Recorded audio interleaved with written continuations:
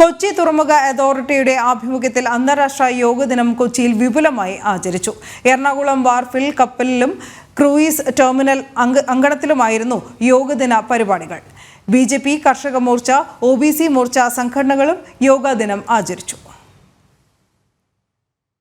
Ernakulam വാർഫിൽ നങ്കൂരമിട്ട യാത്രാക്കപ്പലായ MV കോറൽസിലും ഡഡ്ജറായ Nehru ശതാബ്ദിയിലും Ernakulam വാർഫിലുള്ള Sagarika cruise ടെർമിനലിന്റെ അങ്കണത്തിലുമാണ് യോഗ പരിശീലനം നടന്നത്.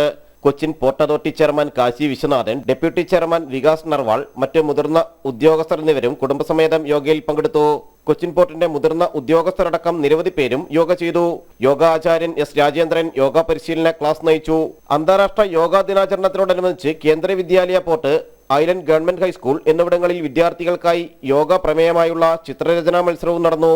കർഷക Morcha, OBC Morcha, BJP Ernakulam south, north മണ്ഡലം കമ്മിറ്റികളുടെ ആഭിമുഖ്യത്തിലും യോഗാ ദിന പരിപാടികൾ നടന്നു. ജനം, കൊച്ചി.